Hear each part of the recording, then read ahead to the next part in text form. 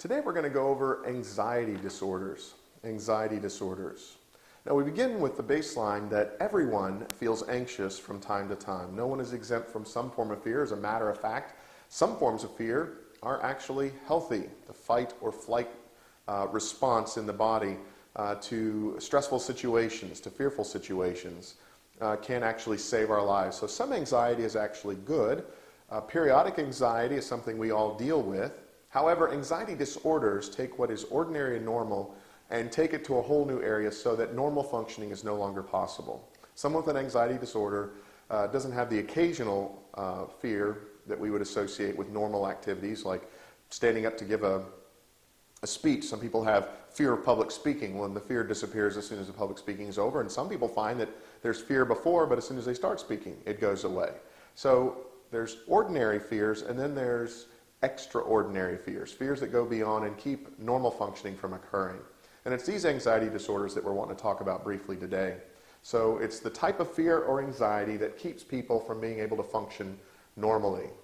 So I just want to go over just a few categories. This obviously does not exhaust the categories of anxiety disorder, but just a few to give you a basic idea and flavor of the kind of anxiety disorders there are out there, the categories. So first we're going to talk about social anxiety, social phobias. Under this category are people who are suffering from an anxiety disorder that makes it impossible for them to interact with other people, and especially groups of people. The larger the group, sometimes the worse the fear and the phobia. And so they're not able to talk and interact as people normally would. You know, we talk about people who are sort of wallflowers, maybe they're shy.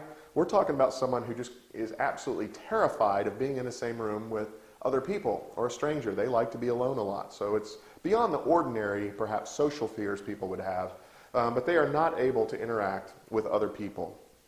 We can talk about panic disorders next. Under this one, what you have is repeated high levels of fear that are completely irrational. They're unreasoning. If you were to ask them, why are you afraid? They don't know. But they are absolutely terrified. They are petrified with fear.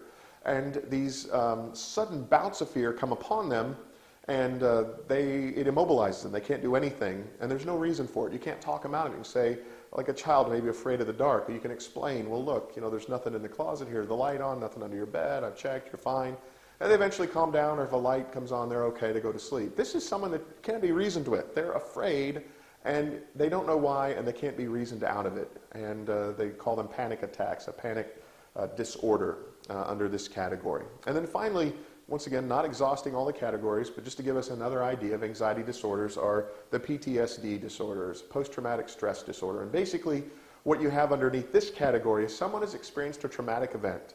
That trauma has so affected them that there are ongoing repercussions and ramifications from it. Repeated nightmares, bouts of anxiety and stress, and it's linked to that traumatic event. Soldiers in battle for prolonged periods of time have this sort of issue. Children who are traumatized at a young age due to some form of abuse, physical or sexual, often have this. The traumatic event is so traumatic that it basically scars them or produces within them nightmares and other types of anxieties and fears that they're not able really to process on their own. Through counseling and help, they can get some relief and some help from it as they process the traumatic event and come to terms with it. So it is treatable, but it can be very stressful at the time, the traumatic experience that's going on. All right, so we've got post-traumatic stress disorder, panic disorder, social phobias, under anxiety disorders. And finally, last thing I want to talk about is anxiety disorders and drug abuse. Anxiety disorders and drug abuse. Some anxiety disorders will cause drug abuse. I'm fearful, so I will take drugs to deal with the fear. Some anxiety disorders come from drug abuse. I took the drugs and as a result developed this phobia or this fear because of the event while on the drugs. It scared me so badly. So anxiety and drug abuse sometimes go together. Sometimes it's a cause, sometimes it's the effect. Also, when someone is being weaned off of a substance that they are abusing, the psychological and the physiological issues associated with being brought off of that substance can produce anxiety disorders. But the good news is that as they are brought off of the substance and its abuse and through regular treatment, they usually can deal with their anxiety disorders and it can largely go away.